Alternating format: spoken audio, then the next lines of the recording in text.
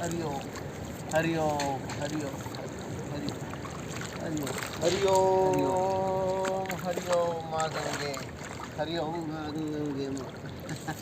आज अपनी माला को भी स्नान करा दूं। हरिओम हरिओम हरिओम। वैसे तो ये 308 की माला है, और भी हो सकता है ज़्यादा मोती हों। वैसे 108 मोतियों की माला मानी जाती है। आज मैंने सोचा कि गर्म पानी है तो स्नान कर लिया जाए। एक बात का हमेशा ध्यान रखना, जब भी आप तीर्थों में या तालाब तलैया पे ट्यूबवेलों पे स्नान करने जाएं, यानी कि ओपन, तो ये जो अंजलि भर के ना अपने पितरों को तर्पण जरूर दो। हरिओम पितृदेवाय नमः, सूर्य देवाय नमः, भास्कराय नमः। हरिओम।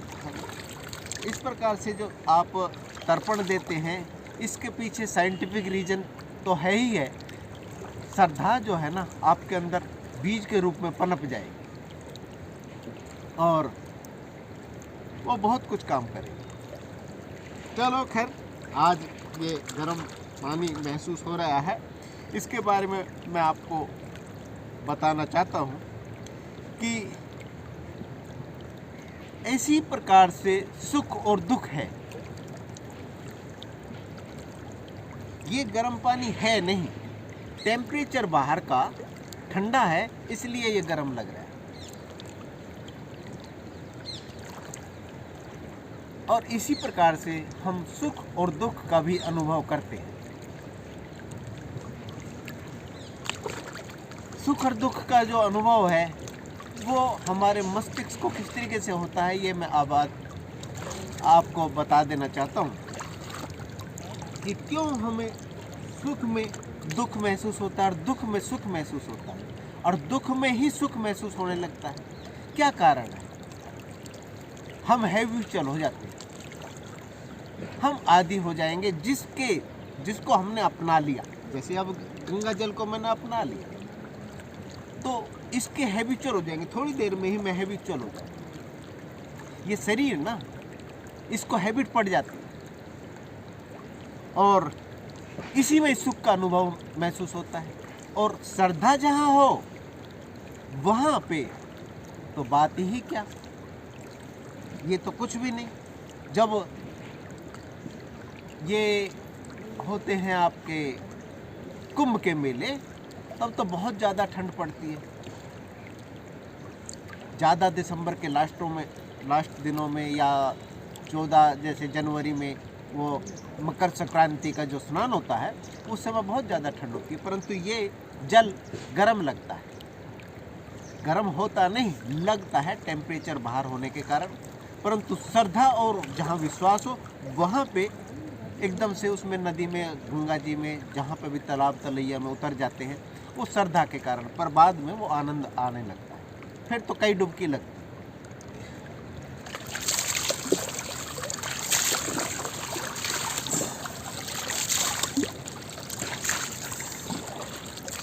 आहा हा हा,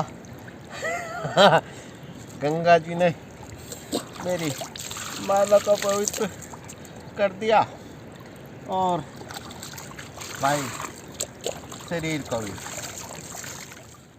हर हर गंगे नर्मदे, जय हो माँ गंगे की। स्नान हो गया, अब आपसे वार्तालाप कर लेता हूँ माँ गंगा के चरणों में बैठकर। सबसे पहले तो आप लोगों की तरफ से माँ गंगा मैया को, सभी भक्तों की तरफ से नमस्कार, और मेरी तरफ से भी नमस्कार। हरिओम माँ गंगे, हरिओम। माँ गंगे मैया ने आप लोगों का नमस्कार स्वीकार किया। माँ गंगा ने आपका नमस्कार मेरे द्वारा स्वीकार किया। आप दूर बैठे हैं तो कोई बात नहीं, नो प्रॉब्लम, कोई समस्या नहीं। ध्यान करो या गंगा मैया पे ही पहुंच जाएंगे। हाँ, तो आज का जो टॉपिक था वो महत्वपूर्ण ये है कि सुख और दुख। अब जैसे गंगा में उतरा तो उस समय गंगा मैया का जो जल था वो आभास हो रहा था मुझे ये गर्म है। स्नान किया, अच्छा लगा, बहुत अच्छा लगा। ऐसा लगा कि मैं अपनी माँ की गोद में कभी मैं बैठता था, तो उसी प्रकार से मैं माँ गंगा मैया की गोद में बैठा हूँ। उस जो सुख की जो अनुभूति है ना, वो असल में अनुभूति है। अनुभूति इसलिए मैं कह रहा हूँ कि सुख और दुख की कोई अलग से डेफिनेशन नहीं है। मैंने एक पिक्चर देखी थी, मूवी पुष्पक। वो गरीब घर से होता है और किसी को, सेठ को वो अपने घर में रख लेता है। वो शराबी होता है, नशेड़ी होता है, उसको अपने घर में रख लेता है। उसका कार्ड लेके वो उसके होटल में रहता है। तो उसको नींद नहीं आती। नींद ना आने का कारण सिर्फ एक ही होता है कि वो अपने वातावरण का आदी हो चुका था। वहाँ पे कुत्ते भौंकते हैं, शोर होता है, ये होता है, और वहाँ पे उसके पास गद्दे भी नहीं होते, वो ज़मीन पे इस तरीके से सोता है। तो वो वहाँ जाकर वापस रिकॉर्ड करके लाता है और उसको बजाता है और फिर उसको नींद आ जाती है। इसी प्रकार से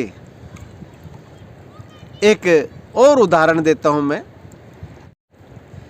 केरला साइड के एक गांव में एक महिला रहती थी। उसकी जो महिला मित्र है उस गांव में मछली बेचने आई। काफ़ी पुरानी मित्रता थी बचपन की। उसने उसको पहचान लिया। उसने उसको निमंत्रण दिया कि आज आप मेरे घर में रुकेंगे। मैं मालन हूँ, मैं फूल बेचती हूँ, आप मेरे घर में रुकेंगे, आपका भोजन वगैरह यहीं पे होगा। तो कहने लगे ठीक है। तो मछली बेचकर आ गई और वहाँ पे उसको रात को वो रुकने के लिए, उसने मालन ने सोचा कि देखो पुष्प में बेचती हूँ तो जो पुष्प रखे हैं सुंदर सुंदर, उसकी खुशबू इसको आनी चाहिए, और ये जो मछली की बदबू है ना, ये इसकी वजह से इसको नींद नहीं आएगी। तो उसने खुशबू वगैरह के पास बिल्कुल उसका बिस्तर लगा दिया। परंतु उस मछली वाली को नींद नहीं आई। काफ़ी समय परेशान होने के बाद उसने अपनी मित्र महिला को बोला कि बहन, मुझे नींद नहीं आ रही है, आप ना मेरा टोकरा कहाँ रखा है उसको ले आइए और उस पर पानी छिड़क दीजिए और मेरे बगल में रख दो, मुझे नींद आ जाएगी। उसने ऐसे ही किया। उसने टोकरा लेके आए, पानी छिड़क दिया, ताज़ा सा हो गया, उसमें से बदबू काफ़ी आने लगी, और फिर वो उसको उसके पास रख दिया और उसको उसी समय नींद आ गई। क्या है ये? क्या था ये? इसी वजह से हुई कि उसकी हैबिट पड़ गई है, उसको हैबिचुअल हो गए। इसी प्रकार से और भी उदाहरण आपको मैं सुनाता हूं। एक उदाहरण और मुझे याद आ रहा है। एक जेल में कुछ क्रांतिकारी लोगों को बंद कर दिया गया और उनको बेड़ियों में जकड़ दिया गया। उनकी अवस्था 20 साल के करीब हो गई। परंतु वो देश आज़ाद हुआ तो उन्होंने उन कैदियों को, सबसे पहले उनको कैदियों को निकाला और वहाँ गए, वो कैद वगैरह खोली तो वहाँ पे बिल्कुल जो अवस्था उनकी जीर्ण हो चुकी थी, दाढ़ी बढ़ चुकी थी, उन लोगों की उनकी बेड़ियाँ काटी गई और उनको बाहर निकालने की कोशिश की गई। परंतु उन्होंने बाहर निकलने से मना कर दिया। जो अंधेरी कोठरी है उसकी आदी हो चुके हुए, और उन्होंने कहा देखो हमें बाहर मत निकालो, वहाँ पे बाहर बहुत ज़्यादा रोशनी है, हमारी आंखें ना उसकी आदी नहीं है, और सबसे बड़ी बात देखो, हमारे परिचित भी नहीं है कोई। आपके रोड जो हैं, उनके नगर हैं, उनमें हमारा कोई परिचित भी नहीं है, इसलिए हमें यहीं रहने दो। हम यहाँ के आदी हैं और बहुत खुश हैं। और ये बेड़ियाँ वापस पहना दो। अगर हमारी आज़ादी चाहते हो तो आज़ादी हमारी इसी में ही है कि ये बेड़ियाँ वापस हमारे हाथों में, गलों में, पैरों में डाल दो। हम बहुत खुश हैं। आप आज़ादी का आनंद लीजिए, हमें इसका आनंद लेने दीजिए।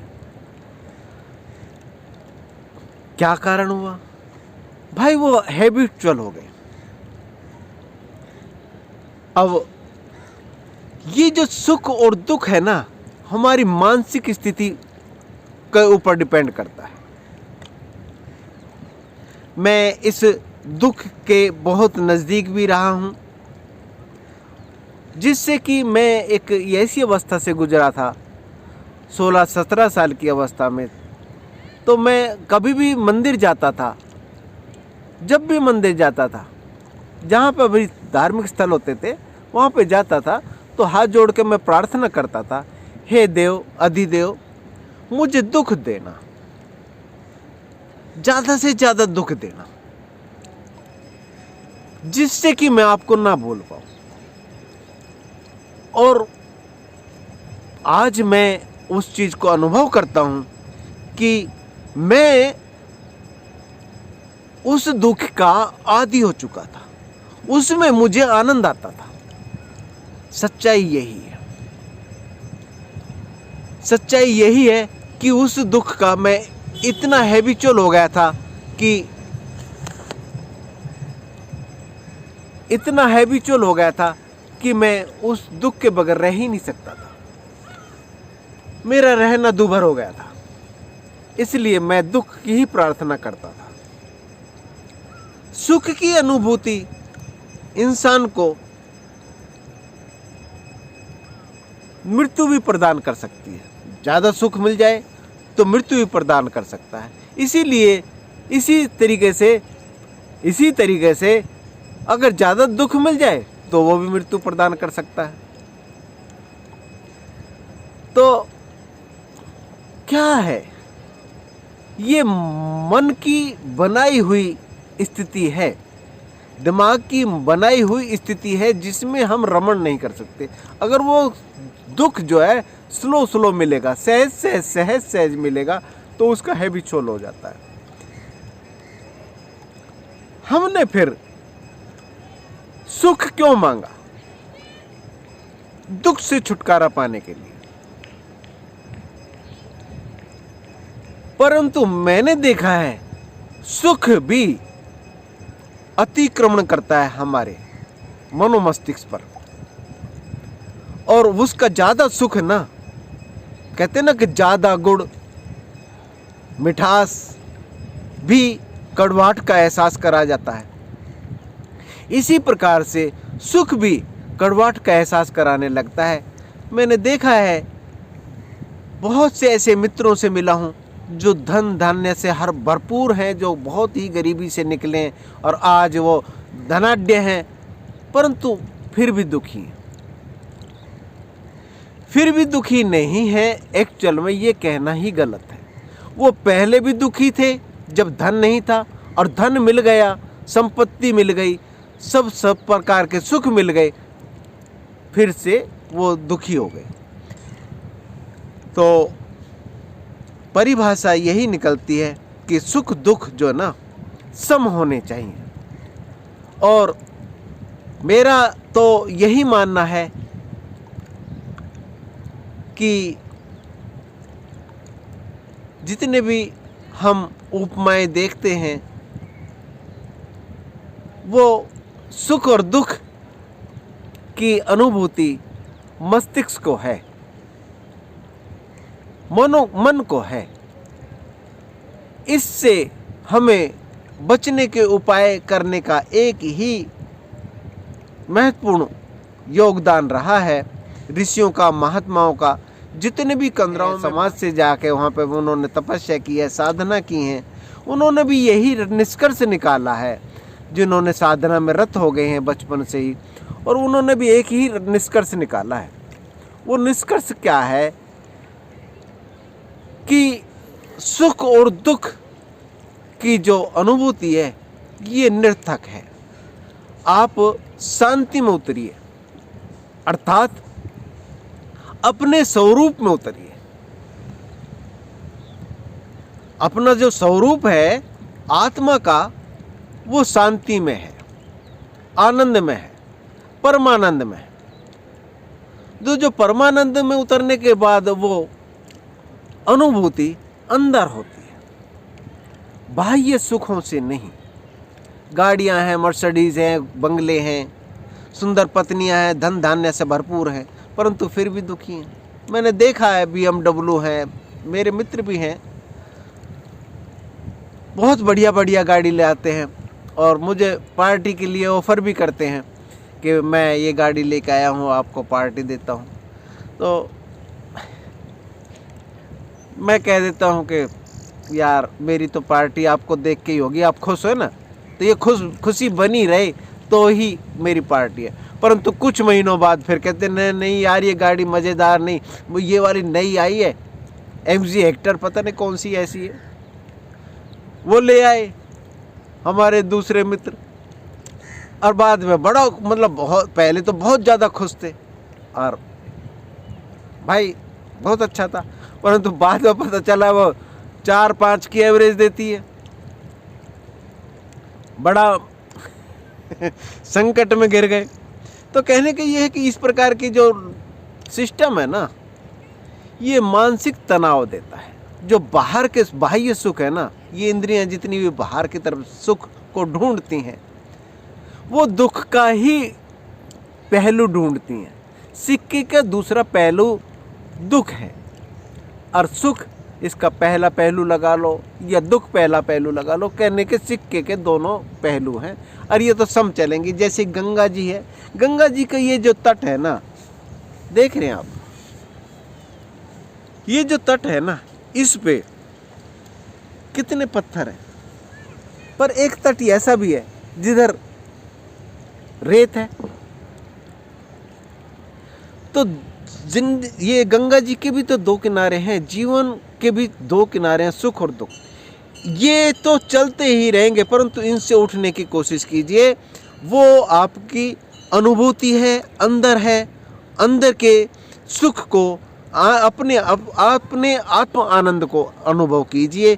फिर आपको ठंडा जल ठंडा नहीं लगेगा। महात्माओं को जैसे कि निर्वस्त्र रहते हैं, लंगोट में रहते हैं, गर्मी सर्दी का कोई अनुभव नहीं होता, आभास नहीं होता, उस चीज़ से ऊपर इसलिए उठ जाते हैं। इसी प्रकार से सुख और दुख से बचने का एक ही उपाय है, आप हैबिचुअल हो जाओ। जैसे मच्छी को बेचने वाली उस बदबू की अधिकारी हो जाती है, मस्तिष्क उसका आदी हो जाता है। एक खुशबू बेचने वाली, पुष्प बेचने वाली उसकी आदी हो जाती है। और हम सुख दुख के ये ना मन मस्तिष्क आदी हो जाता है। तो आदी मत हो, सिर्फ अपने आप को पहचानो, अपने स्वरूप को जानो। और अपने स्वरूप को जब जान पाएंगे आप, तो देख पाएंगे, तब देख पाएंगे कि मैं सुख और दुख का तो मुझे अनुभव ही नहीं है। अपना स्वरूप में उतर जाओ, अपने स्वरूप में उतरने की कोशिश भी करो। अगर वो पहला कदम जो है ना, वो आपका आखिर तक ले जाएगा। आज इतना ही। नमस्कार, हरिओम, सत श्री अकाल। वाहेगुरु जी खालसा, वाहेगुरु जी की फतेह। जय हो। भाई सब्सक्राइब कर लिया करो और शेयर ज़रूर किया करो। ये मेरी आप लोगों की ही वजह से प्रार्थना है, क्योंकि आपकी ही आवाज़ है ये। आपको किसी प्रकार की अलग की अनुभूति होती है, कमेंट्स बॉक्स में जाइए, पूछिए, और मैं प्रयास करूँगा सिद्ध महात्माओं से और ज्ञानियों से उसका जवाब पूछकर आपको दूंगा। हरिओम हरिओम हरिओम।